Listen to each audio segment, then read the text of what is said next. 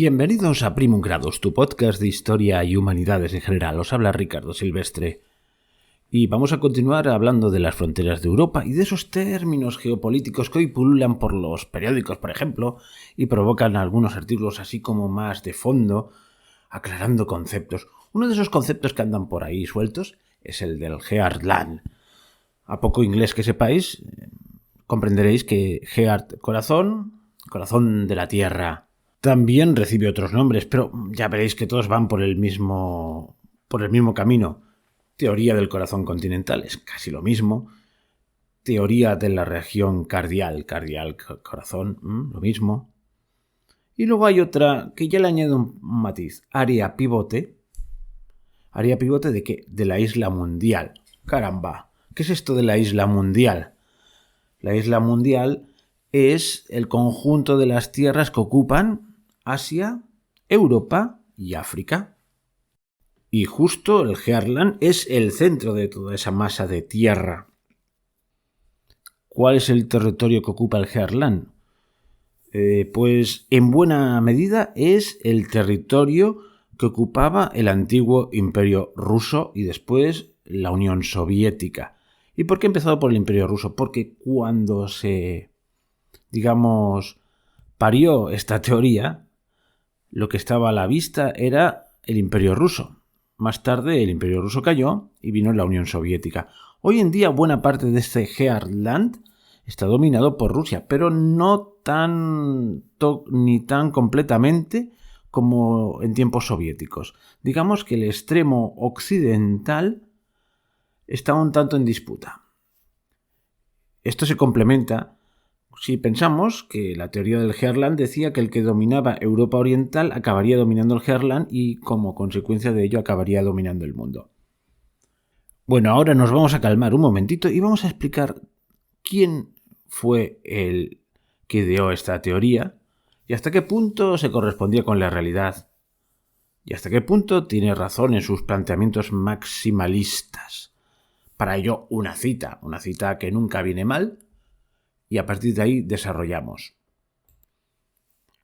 Quien controle Europa del Este dominará el pivote del mundo. Quien controle el pivote del mundo dominará la isla mundo. Quien domine la isla mundo dominará el mundo.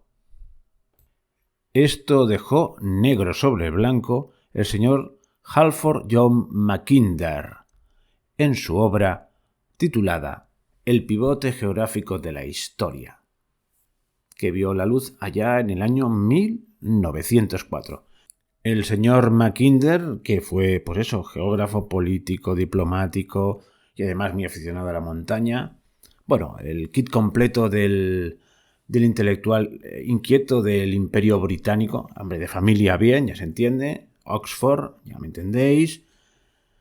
Bueno, pues, ¿qué tenía en la mente cuando formuló esta teoría? Pues vámonos atrás en el tiempo y no hace mucho colgué unos programas que hablaban sobre John Dee y su elucubración sobre el Imperio Británico. Eso fue el principio de todo. Evidentemente, aquello se fue desarrollando. Pero veis, los británicos hacen 500 años que tienen una idea de política exterior y de cómo dominar el mundo. Suena esto un poco conspiranoico, pero es que la tienen. Y la han transmitido a sus hermanos mayores. Pero bueno, no vayamos quemando etapas. ¿Os acordáis? John Dee, aquel espía que hablaba con los ángeles, así lo titulé. Bueno, aparte de sus realizaciones esotéricas, concibe un imperio a escala mundial, un imperio marítimo, una talasocracia, que queda muy bien decir, una talasocracia. Talasos es mar y cracia poder, un poder marítimo. La talasocracia es una palabra griega y que a veces nos remite a la talasocracia ateniense, que era de un poder muy limitado. Básicamente dominaba el mar Egeo, pero ya desde el año 1500 en las islas británicas, concretamente en Inglaterra, se desarrolla la idea de un gran poder marítimo a escala mundial. Y a ese poder marítimo, ¿qué se le puede oponer? Pues un gran poder continental. Y una cosa lleva a la otra. Si yo domino los mares, debo evitar que alguien domine los continentes, porque ese será mi opositor. ¿Vale? ¿Vale? ¿Ya lo entendéis de qué van las cosas?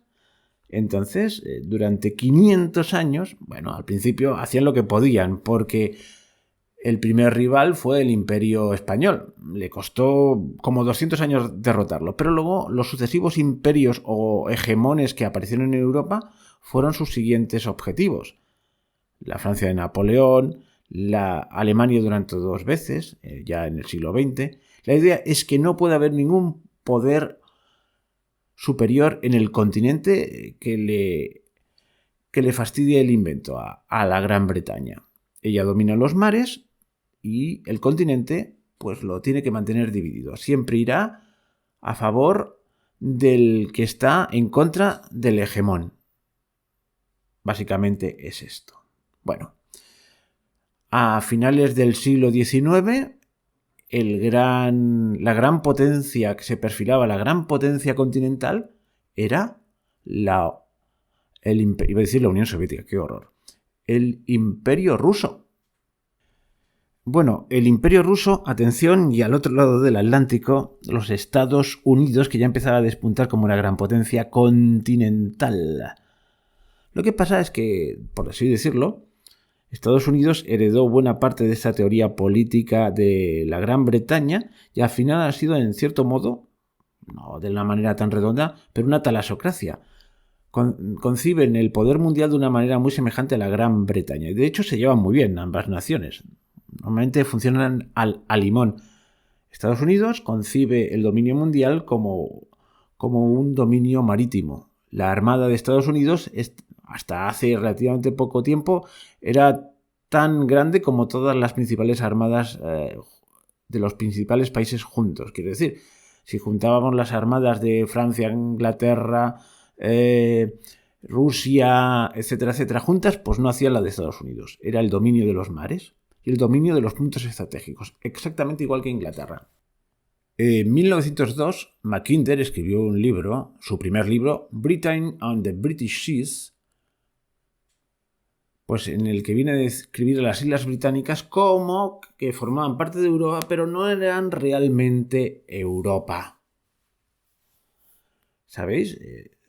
Ya también viene desde el siglo XVI, digamos que Gran Bretaña dio un paso atrás en su integración europea. Seguían siendo Europa, pero se pusieron a mirarla desde un puesto de espectador privilegiado.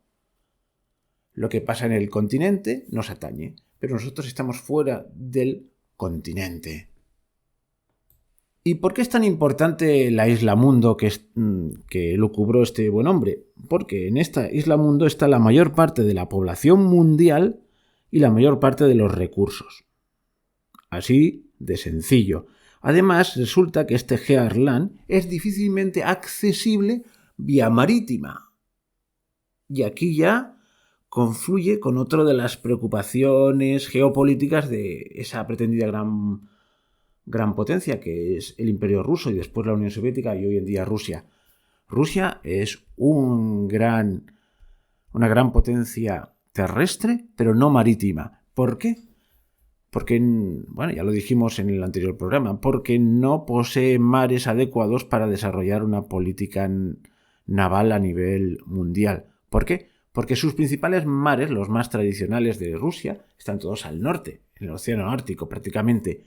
Ya, es decir, que son unos mares impracticables durante buena parte del año. De ahí, y aquí ya conectamos con otra de las obsesiones geopolíticas que se dan a lo largo de la historia, en este caso no de la Gran Bretaña, sino de Rusia, una de las obsesiones es conseguir puertos cálidos. Por cálidos en un sentido amplio de la palabra, es decir, que no se congelen durante 6 meses al año. Y ahí tenemos a Pedro el Grande construyendo la ciudad de San Petersburgo a orillas del Mar Báltico, que es una especie de apaño, porque tampoco el mar Báltico es que sea un mar especialmente adecuado para tener una salida marítima, pero se empeñó en que la capital de su imperio estuviese ahí, a la orilla del mar. Y bien que le costó en vidas humanas construir aquella ciudad imposible en una zona pantanosa, pero se empeñó, una ciudad marítima y europea. Y luego, atención, está el tema más al sur del Mar Negro. El Mar Negro es la salida hacia el mar Mediterráneo, ya que no habían podido llegar al Mediterráneo directamente a través de los Balcanes, a los que siempre Rusia les había echado un ojo, y con los que tuvo disputas muy serias con el Imperio Austrohúngaro, porque era su otra salida al mar, los pueblos eslavos del sur, lo que es la antigua Yugoslavia, pero ahí solo tenía un aliado firme, que era Serbia, la nación eslava y además ortodoxa. Y Rusia, bueno, sería muy largo decirlo, pero lo resumo brevemente, después de la caída de Constantinopla, Moscú acabó siendo, en cierto modo, como la otra Roma, la Roma de los ortodoxos. Bizancio estaba en poder de los otomanos, en poder musulmán, por lo tanto, todo el prestigio y todo el poder religioso de Bizancio pasó a Moscú. Moscú pretendió ser la otra Roma de los ortodoxos, la capital no solo política, sino además religiosa de la ortodoxia mundial. Cosa que hoy está en entredicho, por ejemplo, con los ortodoxos propios de Ucrania, que no siguen las directrices del patriarcado de Moscú. Esto es muy complicado, porque la Iglesia ortodoxa está compuesta de patriarcados o de grandes sedes autocéfalas. No hay una unidad en torno a lo que podríamos llamar la cátedra de San Pedro, en torno al Papa. Cada uno hace la guerra un poco por su cuenta, mantiene más o menos la unidad doctrinal, o sin el más y sin el menos, pero la unidad de disciplina no está tan clara quién la tiene. Bueno, hemos hablado de muchas cosas, pero ya os va entrando todo esto un poquito. Ya os van surgiendo las piezas del rompecabezas. Bien, vamos a poner otra pieza más. Hemos visto cómo esta teoría del poder continental. Volvemos otra vez atrás. Ya sé que he metido la cuña de las urgencias históricas de Rusia. Ahora volvemos otra vez a las urgencias históricas del mundo anglosajón. Es decir, aquí, si yo domino los mares y tengo los puntos claves a lo largo del mapa, los puntos de abastecimiento marítimo, mi gran problema es una potencia continental que me pueda hacer sombra. Y ahora, si esta teoría la traspasamos al otro lado del Atlántico, a los hermanos mayores de la Gran Bretaña, que son los Estados Unidos, ¿qué ocurre? Que cualquier gran potencia que domine el continente europeo significaría tener enfrente, al otro lado del Atlántico, una gran potencia con capacidad de armar una gran armada que se le pueda oponer. Es decir, la Unión Soviética o Rusia jamás tuvieron la capacidad de oponérsele en el tema marítimo. En otros temas sí. Pero ahora imaginaos, por un momento, qué ocurriría si lo que son Francia, es decir, París, Berlín y Moscú llegan a un entente. Pondrían en peligro la preponderancia estadounidense en el Atlántico. Ya en el Pacífico ya la tienen en entredicho gracias a China, aunque aún distan mucho de haber perdido la preponderancia allí, pero ya tiene un contrincante importante. Ahora imaginaos lo que hubiese ocurrido con una entente Rusia, Berlín, París. En el otro lado del Atlántico tendría una potencia que se les podía, o un grupo de países que le podían plantar cara. ¿A quién? Básicamente a Estados Unidos y a la Gran Bretaña, que se ha salido hace poquito de Europa. ¿Es conspiración esto? No, no es conspiración. Llevan 500 años haciendo lo mismo. Y en concreto con Alemania, en la Primera Guerra Mundial, llevaron a cabo una política de rendición incondicional, con engaños. De ahí el resentimiento que provocó a su vez la Segunda Guerra Mundial. o fue uno de los factores desencadenantes, porque no hay nada que sea determinante. Quizás Alemania podía haber tenido otra salida, y en fin, pero el what if es lo que podía haber sido y no fue, pues... Pero ahí estaban puestas las semillitas de otro conflicto. La idea es esta: la gran potencia continental, en aquellos momentos quizás era más Gran Bretaña la que estaba en el machito, aunque Estados Unidos ya apuntaba maneras. La gran potencia continental era Alemania, que le podía disputar el trono tanto industrial como imperialmente. Ya tenía sus colonias en África, entonces se medía así el poderío mundial. De tal manera que cuando se firmó el armisticio, sin haber sido derrotada de forma estricta, stricto sensu, en los campos de batalla, a Alemania se le impusieron unas condiciones draconianas. Había que eliminar al enemigo para que no pudiese levantar cabeza. ¿Cuál fue la consecuencia de todo esto? No consecuencia necesaria: la Segunda Guerra Mundial. Es decir, Alemania estaba herida en su orgullo y, bueno, apareció determinado líder que todo el mundo conoce. Pero si no hubiese aparecido él, ¿queréis decir que no hubiese habido un conflicto? Podía ser, por ejemplo, que hubiese triunfado una revolución comunista. Pues había muchas posibilidades de que ahí triunfase una revolución comunista, No, revisad un poco la historia. Bueno, pasó lo que pasó. Y cuando acabó la Segunda Guerra Mundial, ¿qué ocurrió? Que al otro lado estaba el Imperio Soviético. Le llamaremos imperio, es una licencia literaria. Con lo cual, la teoría de aniquilar a Alemania se vio frenada. Existe el Plan Kalergi. El Plan Kalergi era reducir a Alemania a un país bucólico pastoril, es decir, agrario y ganadero, destruyendo su industria y su poderío económico. Pero no se pudo llevar a cabo porque si al otro lado tenías una gran potencia expansionista, o que ellos veían como expansionista, como la Unión Soviética, había que frenarlo de alguna manera.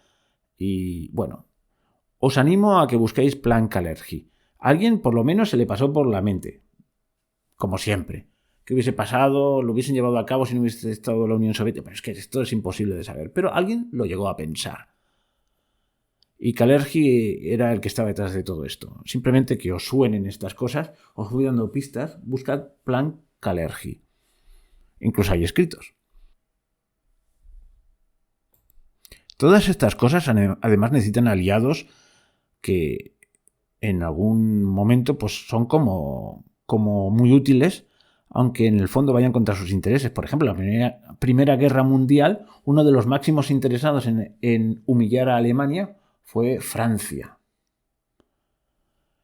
Fijaos que de un tiempo a esta parte, Europa, lo que es el cogollo de Europa, lo constituyen París y Berlín. Es decir, Alemania y Francia, frente a la Gran Bretaña, que mira las cosas desde fuera, y los países más periféricos como Italia, España, Grecia, etcétera, etcétera. A estos países se han añadido, tanto en la OTAN como en la Unión Europea, pues países del este. Ojo, que estos países del este tienen otras características, y es que muchos de ellos temen, pero tienen auténtico pánico a Rusia, y no sin razón. Uno de ellos es Polonia. Polonia, vimos el otro día en aquella sucesión de mapas, que era el típico país que aparecía y desaparecía, aparecía muy grande, de pronto muy pequeño, de pronto se la repartían entre Alemania y Rusia. Bueno, esto ha pasado continuamente en la historia de Polonia. Hoy, por la parte del oeste, Polonia se siente tranquila, pero por la parte del este no. Hace frontera con Bielorrusia y, atención, con Rusia. Ha quedado un pequeñísimo enclave que se llama Kaliningrado, en la costa del Báltico Sur, enclavado entre Polonia y Lituania. ¿Y cómo puede haber sido esto? ¿Qué era esto? Pues fijaos, Kaliningrado era una ciudad prusiana que luego, con los avatares históricos, ha acabado en manos de Rusia y ahí se ha quedado. Es la patria de Kant, el antiguo Königsberg. la Prusia Oriental. ¿Qué ha sido de Prusia? Prusia ha desaparecido. Prusia se hizo desaparecer después de la Guerra Mundial. Toda esa zona era alemana. Gran parte de la actual Polonia era antiguamente zona de alemanes. Es decir, ¿y estos alemanes dónde han ido a parar? Pues los echaron, literalmente los movieron, los expulsaron de malas maneras al acabar la Segunda Guerra Mundial y le dieron ese territorio graciosamente a Polonia. Y aquí volvemos a otra de las constantes. Tierra plana, tierra sin fronteras naturales claras y ahí pues las fronteras fluctúan. Y la gente va de un lado para otro y se trasladan grandes masas de población. Es una fuente continua de conflictos. Bien, ¿qué nación tiene más tierras planas que custodiar? Pues Rusia. ¿Qué nación ha tenido varias invasiones por esas tierras planas? Pues Rusia.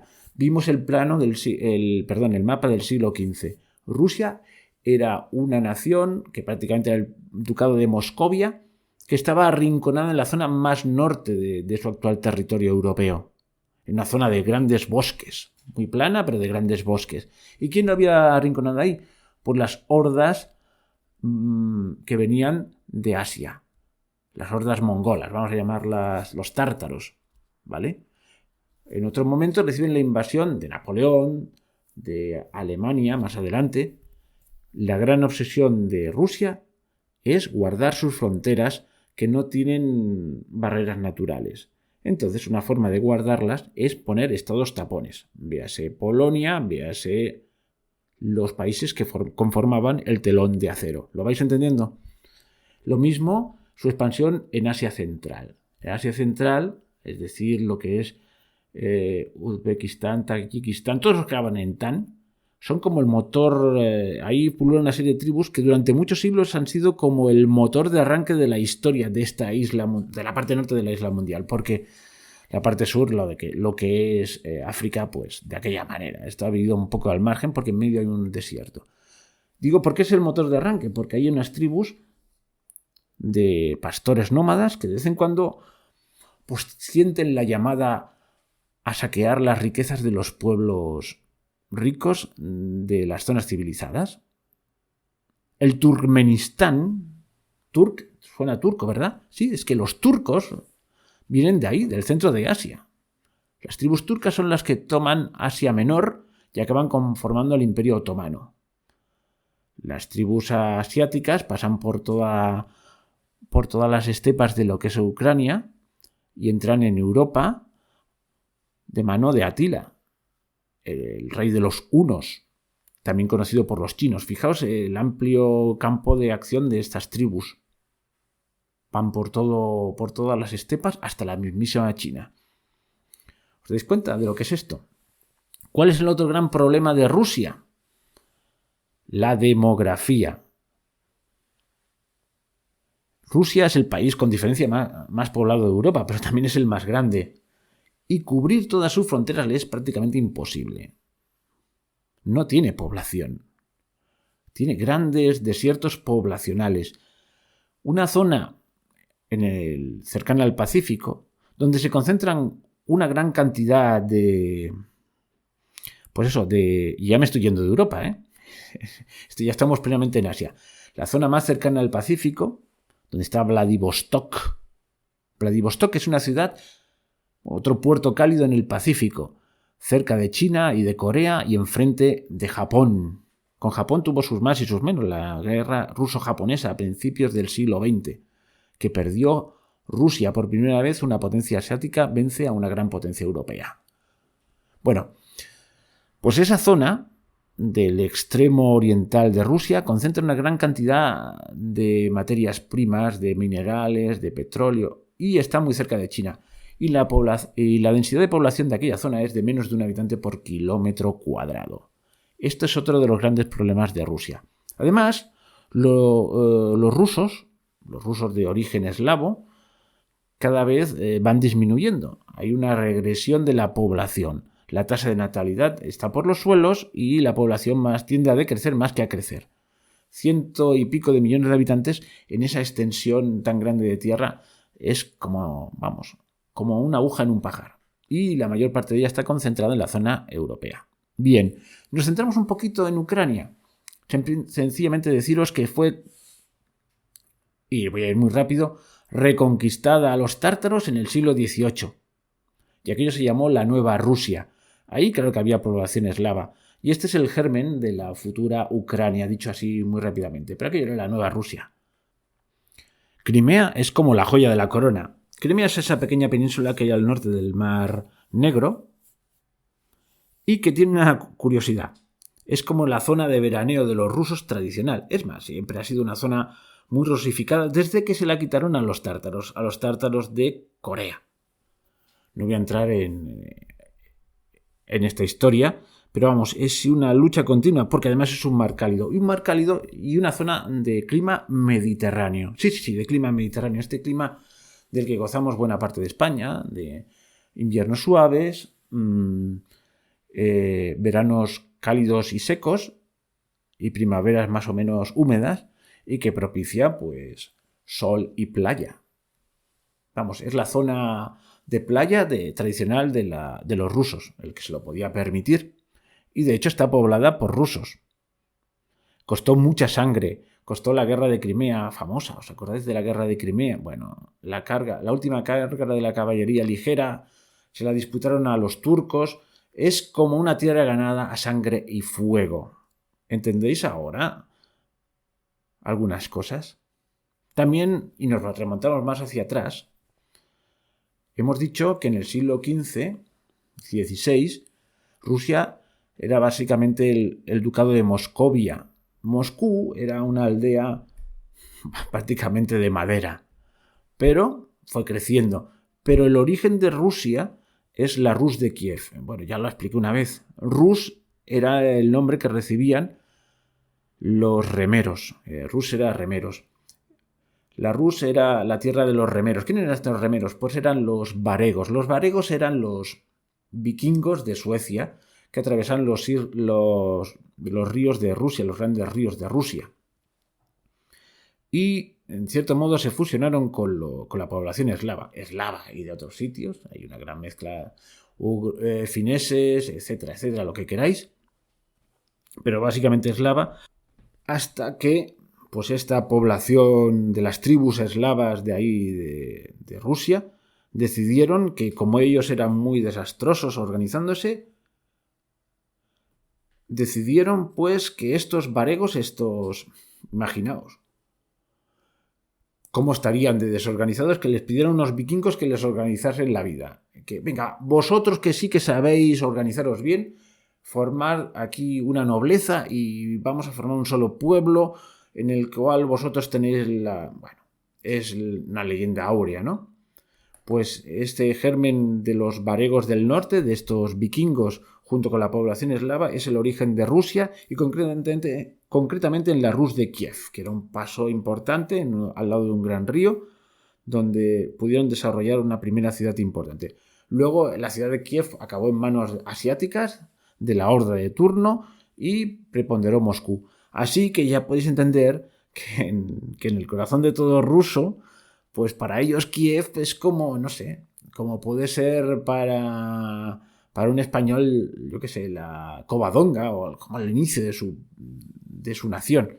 Pero claro está, entonces ¿tiene razón de ser la nacionalidad ucraniana? Pues sí y no, sí, como todas.